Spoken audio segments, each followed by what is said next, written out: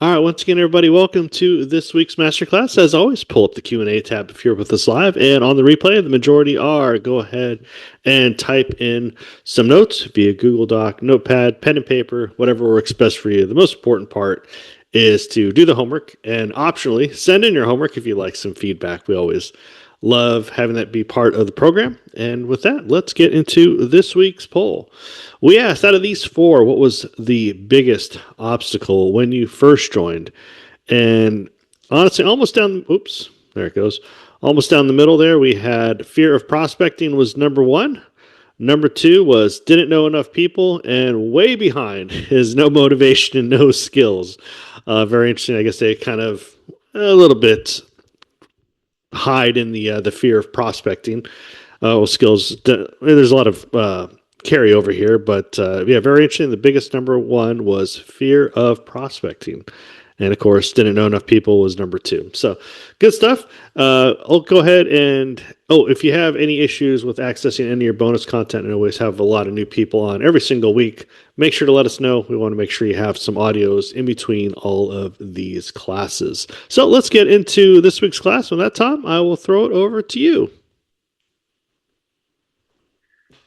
Okay, and no motivation when we started. We probably wouldn't have started because if our sponsor was good, our sponsor would have told us this is solving your problem, because that's what motivates people to join. But let's move on. Let's take a quick look at some homework here. And this is homework, and Lawrence sent this in. There's an old saying, burn fat with coffee. And I just found out how we can do it. If you'd like to know more, I will tell you later. Meanwhile, let's get back to work. Now, the homework is to come up with a short phrase. Try to make things short and compact. Now, take a look at how many words are here. Burn fat with coffee, 4 words. And in 4 words, is the offer clear? It's crystal clear.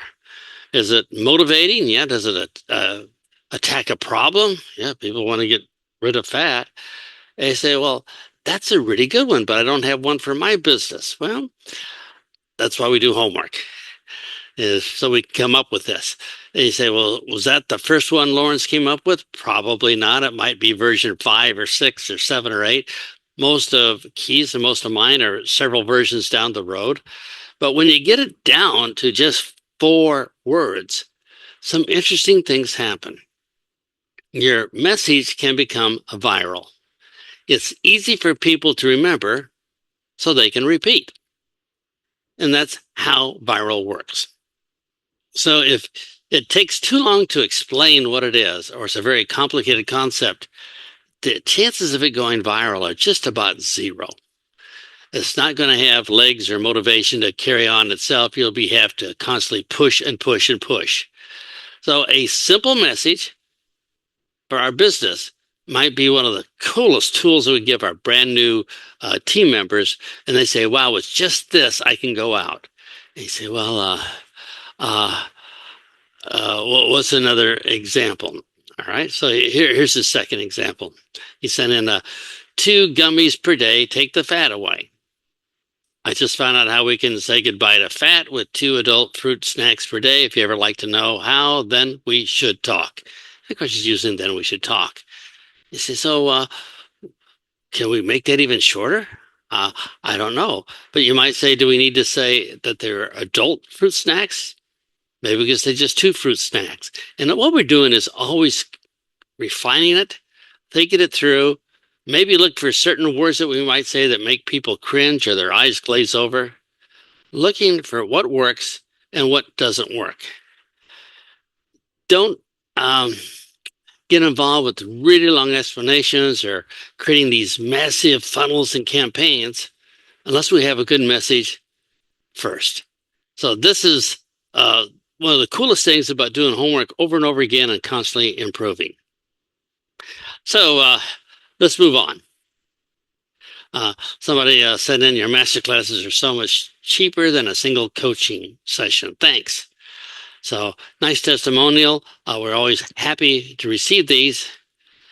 And are we saying anything bad about coaching? No.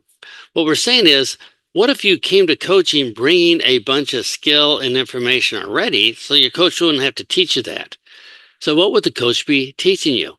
Well, maybe the coach would be looking for activities we're doing now or methods we're doing now that might not be optimal, might be in the wrong way, going the wrong direction.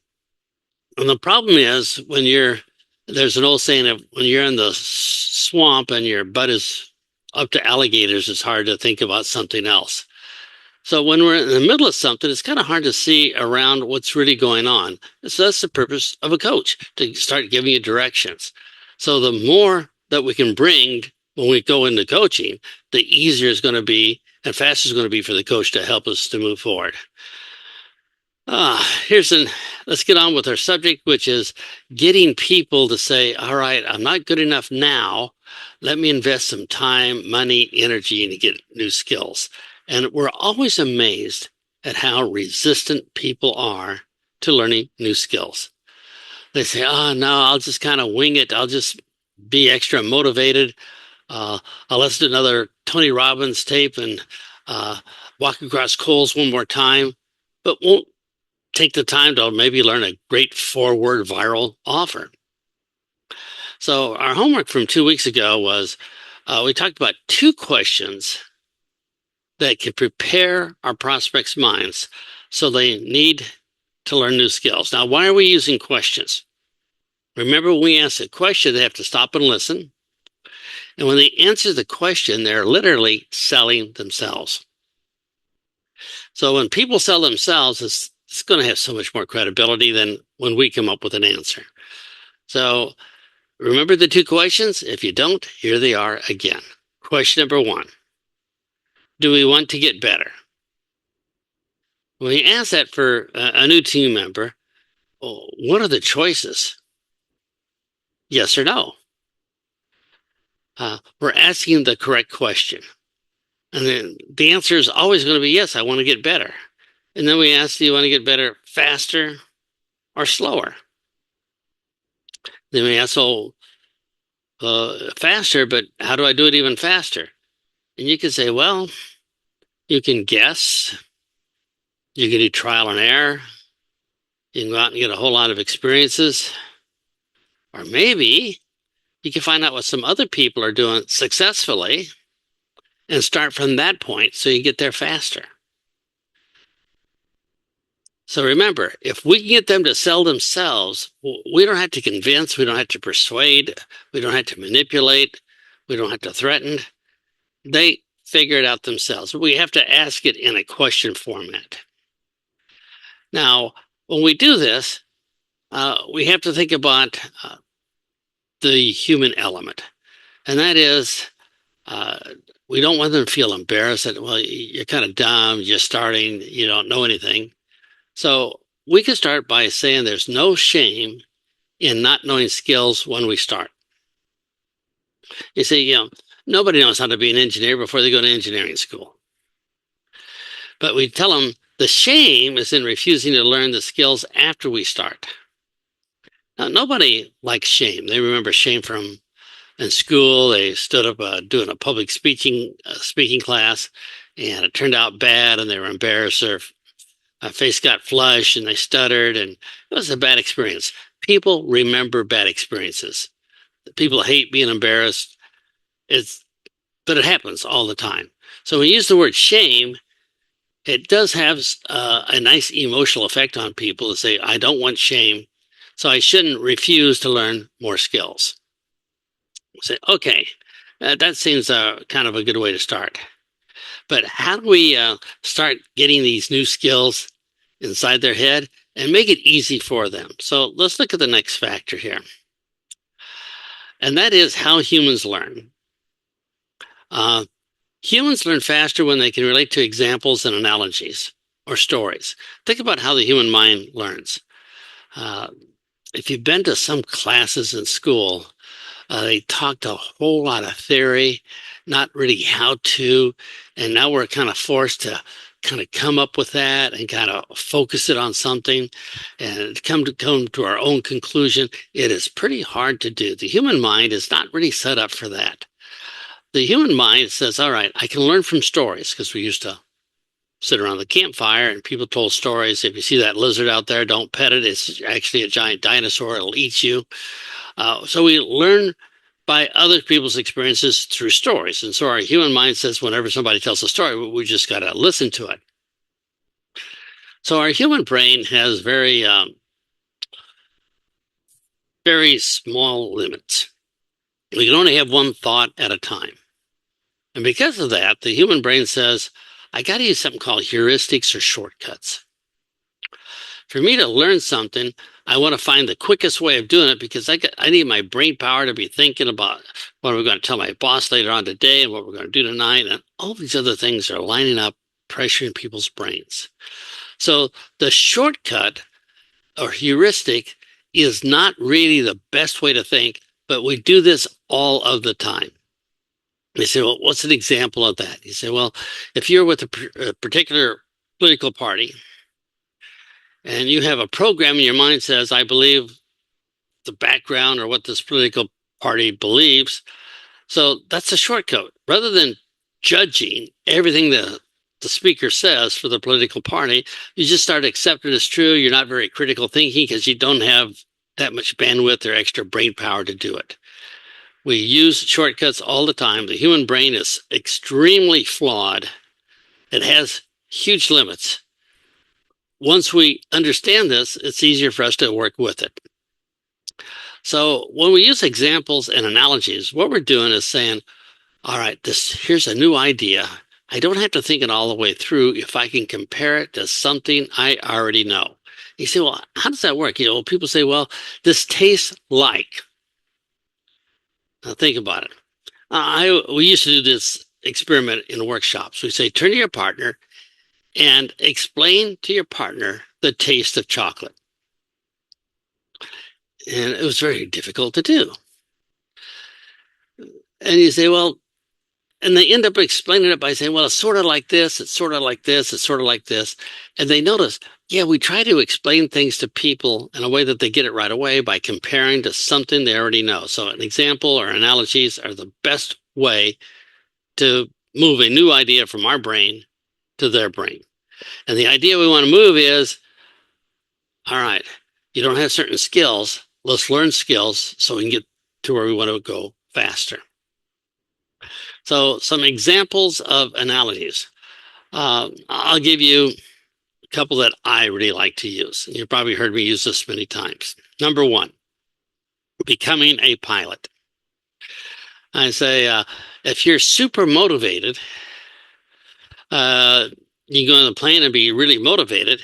But if you don't know how to fly the plane, if you don't have the skills, well, you're only motivated one time because you're only going to have one flight in your life. So becoming a pilot, you're going to need better skills. And they say, oh, I got it. That's why you should learn new skills. Or how about this one? I said, the reason to learn new skills is you just can't be motivated as a bomb demolition worker. You can't say, hey, red wire or green wire, which one should I cut today? I just have a good feeling about green today. It's not a good plan. Now, I like using bomb demolition expert because people can think, wow, if I didn't have skills, the results would be disastrous. I use the brain surgery one. I said, to be a brain surgery, you might say, hey, I don't need a brain surgeon. I'll do it myself. And I'll just take the anesthesia and I'm getting sleepy. And it's not going to end well. And they kind of laugh. But they start thinking, okay, having motivation alone might be nice, but for some things that I'm going to do, having skills will be necessary. And you ask yourself, does my accountant have to have skills? I think so. If they don't have skills, they kind of guesstimate everything is not going to turn out well. Now, once they have an idea that they're going to need it, let's take it to the next step. Now, again, we're going to ask our new team member to sell themselves. And we're going to do this by asking them to describe in detail what will happen without these skills. And you say, well, what kind of skills? Well, if we are unable to close prospects, they keep saying, I don't know, let me think about it. I got to check with my spouse. It's just not good timing for me. What do you think is going to happen to our business if we're unable to close people and we don't have the skills to do it? Oh, yeah. Or what if we don't have the skills to find new people after we talk to a few relatives and friends and we don't have the skills to find new qualified people because the people we find are unqualified? So, oh, yeah, that's going to be bad. So the technique is, again, ask them a question. What would you say or describe what's going to happen if you don't have this particular skills? And I say, okay, so what's going to happen if you're not confident when you go out and talk to people about the business? Well, if I'm not confident, they probably, no matter how good the business is, they might not want to join with me. And you say, yeah, because if people are going to take a brand new trip into the jungle, do they want a confident tour guide or somebody who's kind of nervous about it? So, oh, I see. So remember, make people sell themselves. Now, I gave you some examples of becoming a pilot, bomb demolition worker, brain surgery. In the Q&A, what are some examples you could use to communicate that skills are necessary? So type in the Q&A some examples that you might use. Now, I use becoming a pilot, bomb demolition worker, and brain surgery because I can relate to that. I say, oh, yeah, I've used a lot. I've had good experience with it. And people that I talk to say, yeah, I get it right away. So anyway, in the Q&A, put in what you would use for your examples. You say, well, I'm a financial planner. What example would I use? Or, oh, I sell nutrition. What example would I use? So Keith, I'm going to turn it over to you. So very quickly, what are some of the examples of analogies or examples that people can use to get their message across? So Keith, what do we have? All right, we have plastic surgeon. So there you go.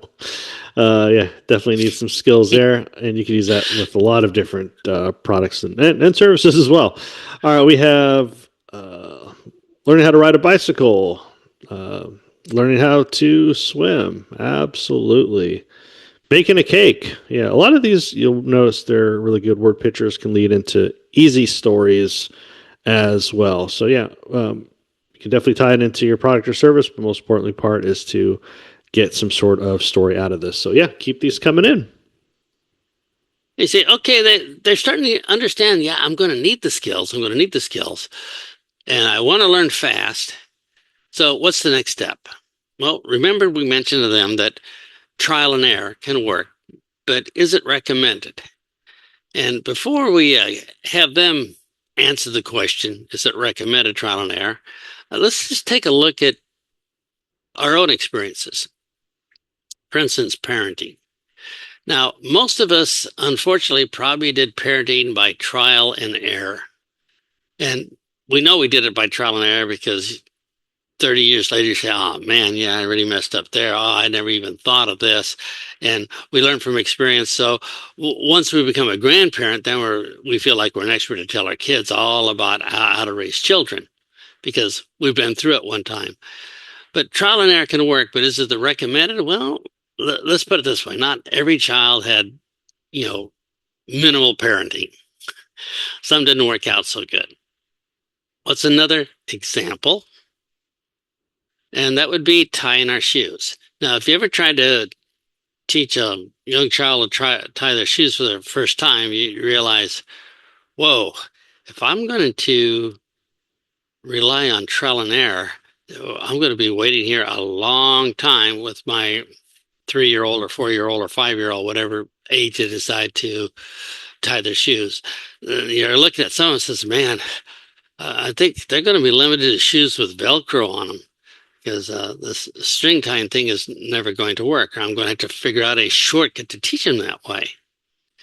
You say, okay, that's an example where skills are better than trial and error. I had a lady in my group many years ago, and what she did prior to became a member of the group was she did alligator wrestling. Now, let me ask you, do you think you might want to have a couple skills when you went in there and did some actual alligator wrestling for the first time? I think so. You say, all right, so there must be some trick to it, and the answer is yeah. And the last one is snake charming. Say, okay, well, I need skills as a snake charmer? And the answer is absolutely, because snakes bite and they react. Having experience is great after you've done it a few times. But the first couple of times, it may not come out as well as we think it should. So try to come up with as many possible examples to help people say, trial and error, getting experience is important, but if you had some skills ahead of time that you learn the actual skills, you're going to advance a whole lot quicker. Now, the other way is to go out and make all the mistakes first and then learn. Most people don't want the pain of it, so start making your list. Next point.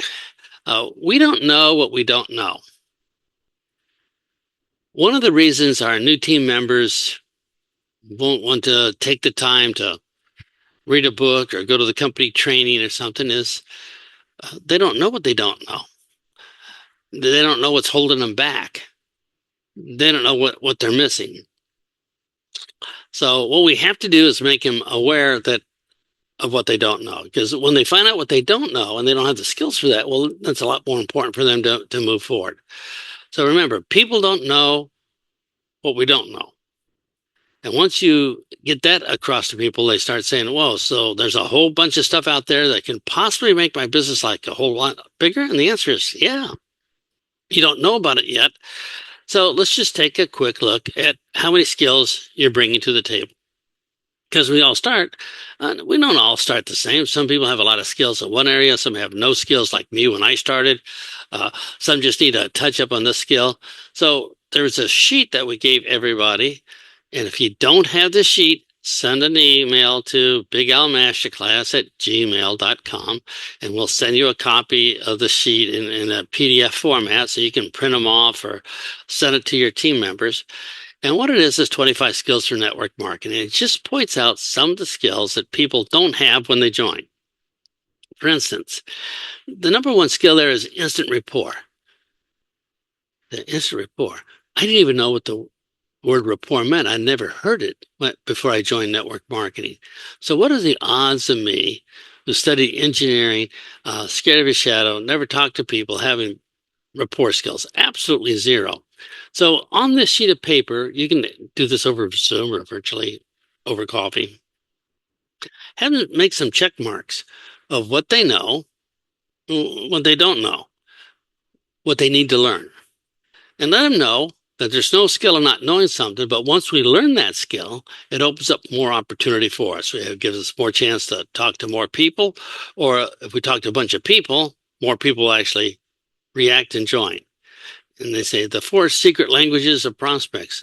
A lot of people don't know that. And it's so easy and so much fun.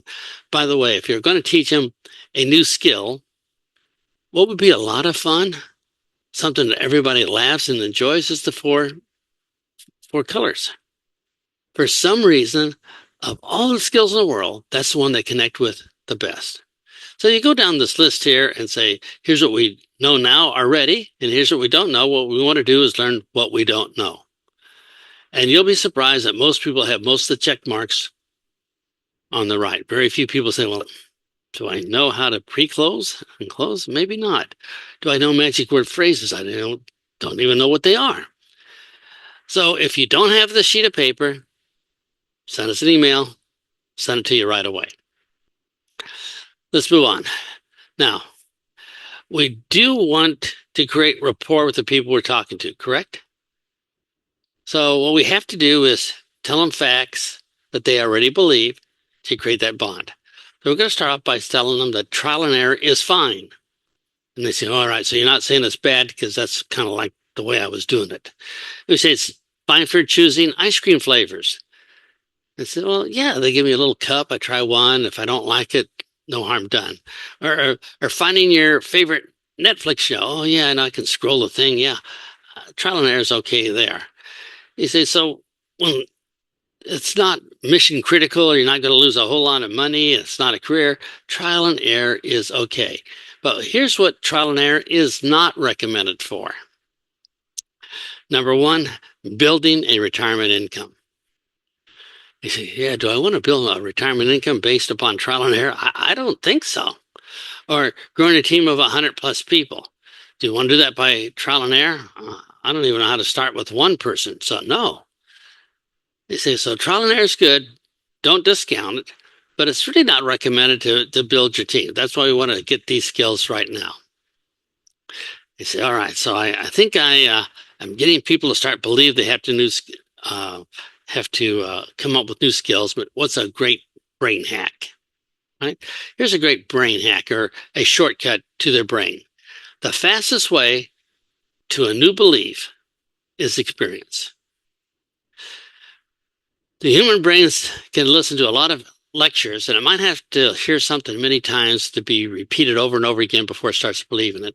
But have an experience, and the belief is so quick. Now, the examples I use is you put our hand on a burning stove burner and burn it. That experience, we believe that stove burners are hot, and we're not going to be doing something crazy like that again.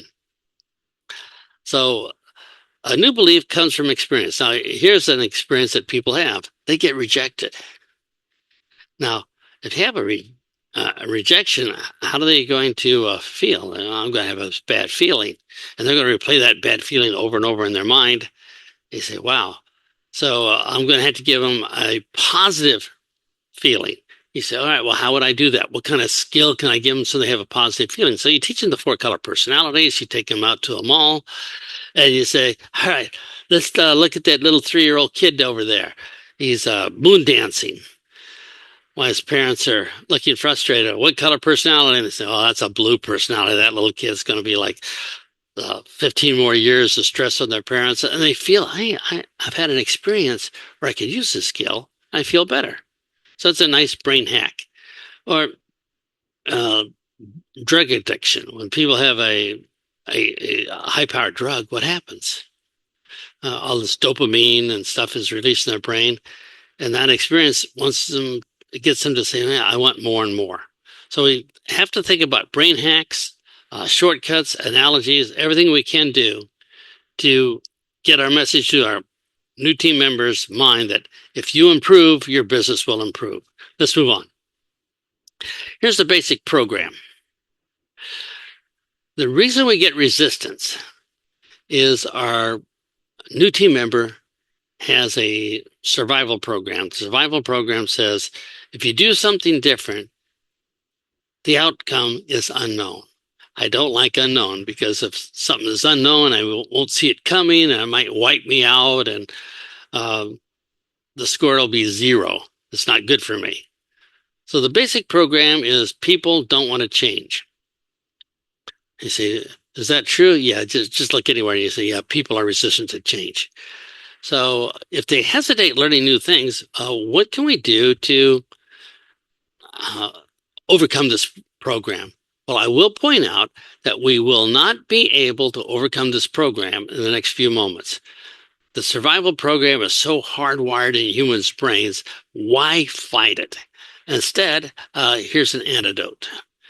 Now, the reality is humans rarely do what they want to do,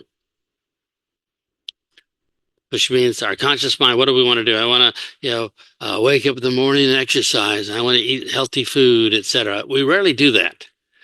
We do what we're programmed to do, which is the unconscious mind, the programs that we have. So they say, yeah, I want to get better skills, but my subconscious mind has a program. Don't change, don't change, don't change. So the antidote is we want to present this change is not really as a change, but as an addition or continuation of the current beliefs or skills. Say, okay, so the antidote is we're not telling them to change. What we're doing is saying, continue doing what you're doing. And they say, oh, okay, if I'm continue doing what I'm doing, it's probably okay. So you say, well, what's the example of that? So here's some examples I like to use. And then I'm going to ask you, maybe you can use your own. So I say, we learn new driving skills all the time, right? Yeah. So you already have learned some skills about how to talk to people, but now we're going to learn some better skills. It's just like learning to drive. We learn new things, and maybe we want to even learn how to race on a track. And I said, we learn new dance moves. Now, most of us can at least stand and maybe move a foot or two, but we learn new dance moves. This network marketing is nothing different. We're just going to learn new ways to talk to people. It's going to get better results. Oh, okay. We learn new recipes for cooking. We don't know every recipe, even if we can cook basically, but the more recipes we learn, it really opens up really great things for the family. So very quickly, in the Q&A, what examples or analogies could you use right here for like getting them to think, yeah, I'm just kind of improving what I have. Because if they can improve what they have, you're going to avoid that. Oh, I don't want to change. I don't want to have to learn the whole thing. We're just saying it's just an improvement. So, Keith, before you read these, let's ask yourselves, if we had a whole bunch of these, even with the toughest people, they'll eventually break down and say, yeah, this just makes sense. So Keith, what do we have here for just an example or two? Oh yeah, we have the on the bad habit thing that you learned how to smoke, but we have everything from hitting a golf ball. There we go, and playing a guitar, learning how to sing better. Yeah, we have a lot of cool hobbies there as well. So yeah, keep these coming in. All right. So here's the next step. We're going to ask a question again, and we're going to find out what programs are maybe holding them back, because people have lots of programs. And the question is, if someone offered to double your income in the next 12 months, but it required learning new skills, would you say yes immediately or hesitate? And usually people are going to go, and you might say, why the hesitation? And they're going to tell you what's on their mind. So this is a real powerful question that they're not expecting. That might give you a clue that, okay, they have a program that salesmen are evil, or they have a program that never believe what a salesman says. You're going to pick these up.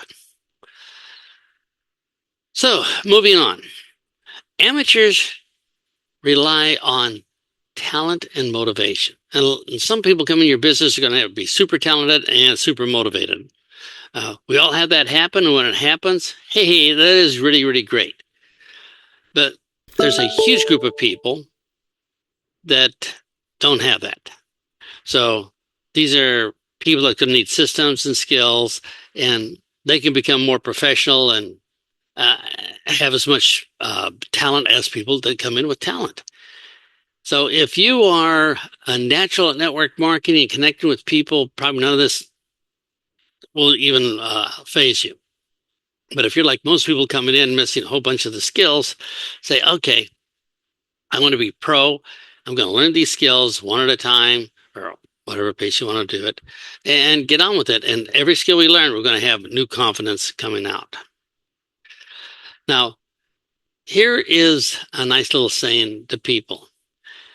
And you could do it at the beginning of every one of your training calls. You could say, our income is directly tied to our skill size, not our wish size.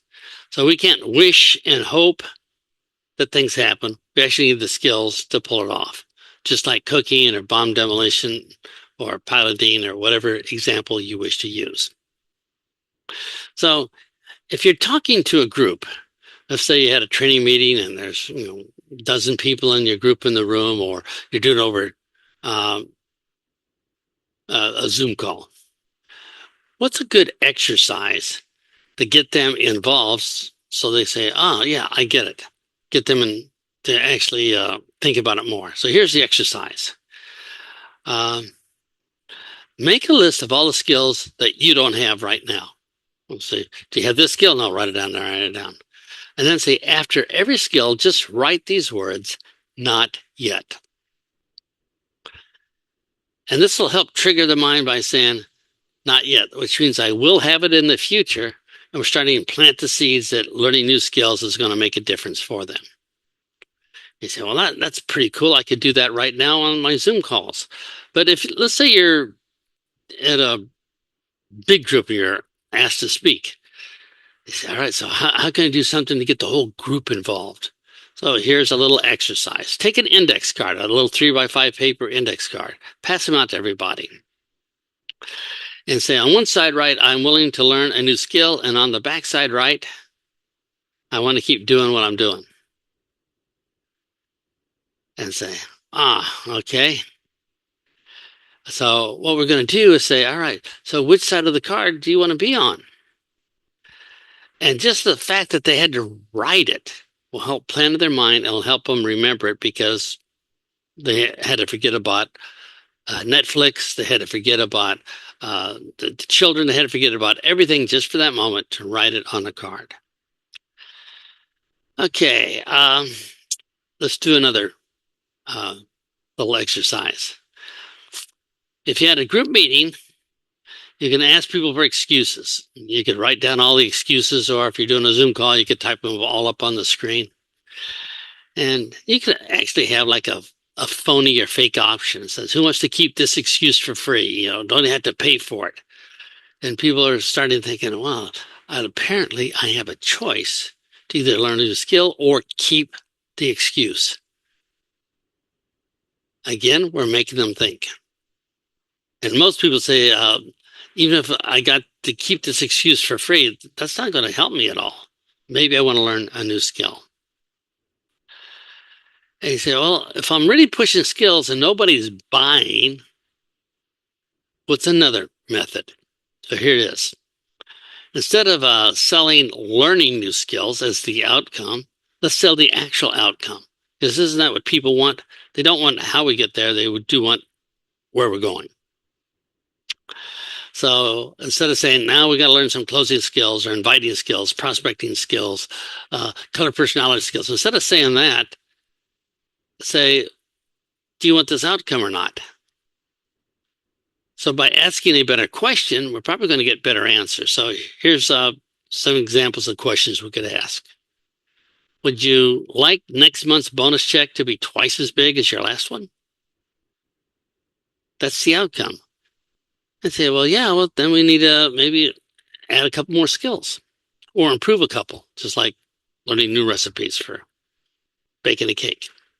Or would it be okay if people started saying yes to you more often? What are they going to say? Of course. Well, then we should learn some better closing skills, or better icebreaker skills, or better offer skills. Or would you like to be in the top 1% in this business? What is most people going to say? Not everybody, but most are going to say, yeah, I want to be in the top 1%. You say, well, then we need to learn these 7 things. Just like that, we change the conversation from do I want to learn a skill or not to do I want this outcome or not. Just an easier way to get a yes decision. And a little rule is, if people are saying no, just ask it in a different way. Here is a quick example. Do you want to exercise, Big Al? No. Do you want to walk down to the mall and get some ice cream? Yeah. Same result, just different question. So here's the next way of getting to where we want. We can use the baby step approach. You say, all right, you have trouble meeting new people? I like starting with the baby step. I said, the first thing we want to do is start with the word hi. Just do that till you're comfortable with it. Just say hi to people. Don't worry about anything else. He says, after you're familiar with that and feel comfortable with it, we're going to move to, hi, my name is. Now, once you've mastered that after a week or two and feel comfortable, we'll do the next step. So by making tiny little baby steps, or steps up the stairs or ladder, people say, okay, I'm learning, I'm making progress, and they should feel good about it. So let's remember the basic programs of what's happening inside of our people's brains. Here's their program. Humans won't leave their comfort zone because they want an item or service. They leave their comfort zone because they want to feel something. So what does that mean? Well, it is sometimes we try to sell the item or service, but what they really want is a feeling. The example that I like to use is think about somebody who comes to an event with you. And they see somebody up on stage and they're thinking, or they might mention to you, boy, I would like to be up there one day. What do they want? They want the feeling of appreciation. They want the feeling that they've had some influence. They want the feeling of recognition. You say, well, maybe they didn't get any recognition from their boss, or they didn't get any recognition from their spouse, or no recognition at work. And they just want in their life that feeling of recognition. And they'll do more for recognition than they will for the money or the opportunity. It's amazing what people will do for feelings. If you don't think feelings are powerful, think about people falling in love. You say, where's the logic on that one? You know, oh yeah, good point. So the brain program is if you can connect it to an emotion, remember emotion helps with decisions. By giving them a feeling, it's going to make this a lot easier for us. So in the Q&A, I just start thinking is, what do you think a new member wants to feel? So when they join, what is the feeling they want? Do they want the feeling of a $500 bonus check? Or do they want the feeling that they're not struggling or worried about the minimum payment on the credit card? So what's another feeling they might want?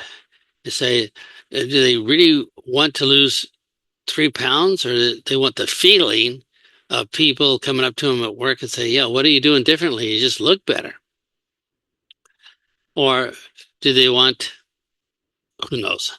But the question is, if you can make it a feeling or a emotion, it's going to be a lot better. So Keith, what's just a quick example or two of what people may want to feel? Because we focus on that, the decision will be quicker and easier.